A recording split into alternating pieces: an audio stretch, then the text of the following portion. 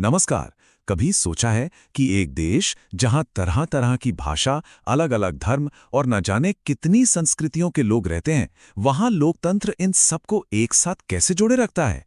आज हम इसी पेचीदा रिश्ते को समझने की कोशिश करेंगे। सामाजिक विविधता, टकराव और लोकतंत्र के बीच क्या संबंध है? ये सवाल बहुत बड़ा है ना? एक ही देश और उसमें इतनी सारी विभिन्नताएं। तो क्या लोकतंत्र इन सबको शांति से संभालने की ताकत रखता है, या फिर यही विभिन्नताएं टकराव की वजह बन जाती हैं?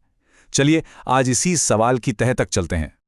इस सवाल को बेहतर समझने के लिए हमारी कहानी एक असली घटना से शुरू होती है। जगह है मुंबई, एक ऐसा शहर जहां क्षेत्रीय तनाव इतना ज्यादा बढ़ गया कि उत्तर भारतीय प्रवासियों के खिलाफ हिंसा भड़क उठी। ये घटना हमें सीधे सीधे दिखाती है कि दांव पे क्या लगा है। तो चलिए इस मुद्दे की थोड़ी और गहराई में उतरते हैं।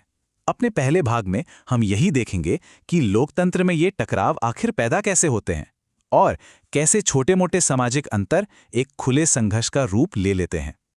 देखिए, ये जो तनाव था ये कोई रातों रात नहीं बन पा।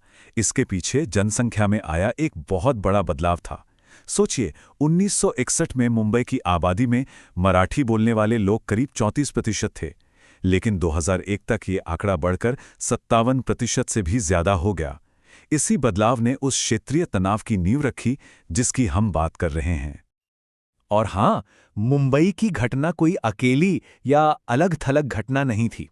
असल में अगर हम पूरे भारत पर नजर डालें तो एक पैटर्न सा दिखाई देता है। मैसूर में बिहारी छात्रों पर हमले हुए, असम में भी बिहार के लोगों को निशाना बनाया गया। ये सारी घटनाएं एक ही तरफ इशारा करती हैं कि क्षेत्रीय आधार पर बंटवारा कितना गहरा हो सकता है। तो ये सारी घटनाएं हमें एक बहुत ही जरूरी सवाल तक ले आती हैं। आखिर ये सामाजिक अंतर, ये विभिन्नताएं इतने गहरे विभाजन में बदल कैसे जाती हैं? अपने दूसरे भाग में हम इसी पूरी प्रक्रिया को समझेंगे। इस प्रक्रिया और समझने के लिए सामाजिक विभाजन इस शब्द को समझना बहुत जरूरी है। देखिए, यह तब होता है जब कोई एक सामाजिक पहचान, जैसे कि भाषा या धर्म या क्षेत्र, बाकी सभी पहचानों पर हावी हो जाती है। लोगों को लगने लगता है कि उनकी असली पहचान उनका समुदाय है, और बस यहीं से विभाजन की शुरुआत हो जाती है। अब इस बात को समझने के लिए दो तरह के सामाजिक अंतरों को देखना बहुत जरूरी है, ओवरलैपिंग और क्रॉस कटिंग। जैसे उत्तरी आयरलैंड में धर्म और आर्थिक वर्ग एक दूसरे से जुड़ गए। वहां ज्यादातर कैथोलिक गरीब थे और प्रोटेस्टेंट अमीर। इससे विभाजन और गहरा हो गया। वहीं दूसरी तरफ नीदरलैंड में ऐसा नहीं था। वहां कैथोलिक और प्रोटेस्टेंट दोनों ही समुदायों में अमीर लोग भी थे और गरीब भी। इस क्रॉस कटिंग व्यवस्था ने समाज को टूटने से बचा लिया। और यहीं पर राजनीति का रोल आता है, जो हमें हमारे तीसरे हिस्से तक ले जाता है, विभाजन और राजनीति। क्योंकि राजनीति ही वो अखाड़ा है जहां इन सामाजिक विभाजनों को या तो सुलझाया जाता है या फिर और ज्यादा भड़काया जाता है। तो राजनीति इन विभाजनों का करती क्या है? देखिए, इसका नतीजा 3 चीजों पर टिका होता है। पहली, कि लोग अपनी पहचान को कैसे देखते हैं। दूसरी, कि नेता अपनी मांगों को कैसे और किस तरह से सामने रखते हैं। और तीसरी और सबसे जरूरी, कि सरकार उन मांगों पर क्या प्रतिक्रिया देती है। और ये 3 बातें कैसे 2 देशों की किस्मत को बिल्कुल अलग अलग मोड़ दे सकती हैं, इसका सबसे अच्छा उदाहरण है युगोस्लाविया और बेल्जियम। युगोस्लाविया में नेताओं ने ऐसी ऐसी मांगें रखीं जिन्हें एक देश के भीतर पूरा करना नामुमकिन था, और नतीजा, देश टूट गया। वहीं बेल्जियम में सरकार ने समझदारी दिखाई, भाषाई समूहों के साथ पावर शेयर की, और नतीजा, देश एक रहा। अब इन सब बातों को भारत के चश्मे से देखते हैं। अपने चौथे भाग में हम भारत के 3 सबसे बड़े सामाजिक विभाजनों की पड़ताल करेंगे: जाति, धर्म और लिंग। जाति की हकीकत को महसूस करने के लिए दलित कवि नामदेव ढसाल की इन लाइनों से बेहतर और क्या हो सकता है। ये पंक्तियां सदियों के शोषण और संघर्ष को एक आवाज देती हैं, उस बोझ को उतारने की बात करती हैं जिसे पीढ़ियों ने अपनी पीठ पर ढोया है। और ये सिर्फ कविता या भावनाओं की बात नहीं है, इसके पीछे कड़वे आंकड़े हैं। ये आंकड़े ग्रामीण भारत में गरीबी दिखाते हैं। अनुसूचित जनजातियों में लगभग 46% और अनुसूचित जातियों में 36% लोग गरीब थे।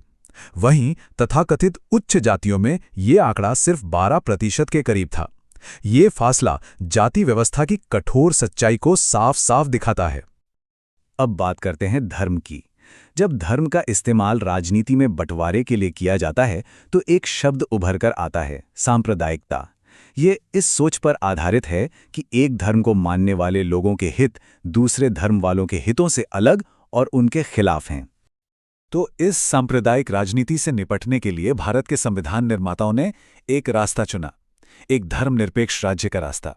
इसका सीधा सा मतलब है कि देश का कोई आधिकारिक धर्म नहीं होगा और हर नागरिक को अपना धर्म मानने की पूरी आज़ादी होगी। ये धार्मिक विविधता को संभालने का एक संवैधानिक तरीका है।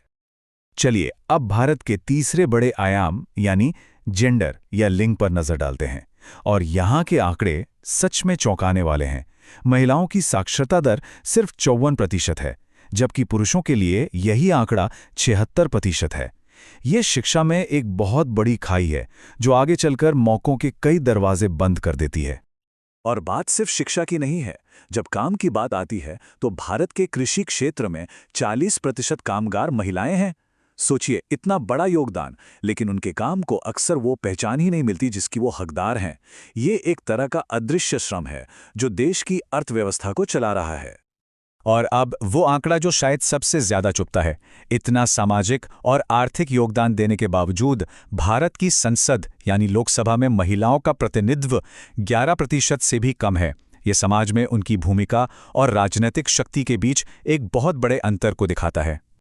तो इन सारे विभाजनों को देखने के बाद हम पहुंचते हैं अपने आखिरी हिस्से पर, लोकतंत्र की चुनौती। यहाँ हम सामाजिक विभाजन को एक समस्या की तरह नहीं, बल्कि लोकतंत्र के लिए एक केंद्रीय और लगातार चलने वाली चुनौती की तरह देखेंगे। तो आखिर हम इससे क्या समझें? शायद सबसे बड़ी सीख ये है कि राजनीति में इन विभाजनों का उभरकर सामने आना कोई खराबी नहीं है, बल्कि ये एक स्वस्थ लोकतंत्र की निशानी है। लोकतंत्र ही तो वो मंच है जहां अलग अलग समूहों अपनी आवाज उठा सकते हैं और शांतिपूर्ण संवैधानिक तरीकों से अपने अधिकारों के लिए लड़ सकते हैं। और आखिर में एक सवाल, हम सबकी कई पहचानें होती हैं, हमारी भाषा, हमारा धर्म, हमारा क्षेत्र, लेकिन फिर ऐसा क्या है जो इन सब के ऊपर एक राष्ट्रीय पहचान को इतना जरूरी बना देता है? ये एक ऐसा सवाल है जो हमें सोचने पर मजबूर करता है कि आखिर वो कौन सी चीज़ है जो हम सबको एक साथ बांधती है। इस पर विचार जरूर कीजिएगा।